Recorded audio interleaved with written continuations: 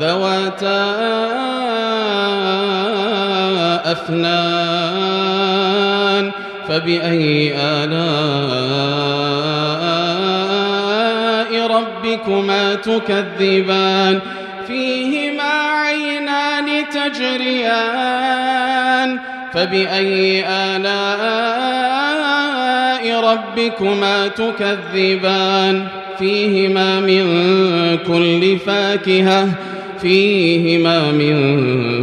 كل فاكهة زوجان فبأي آلاء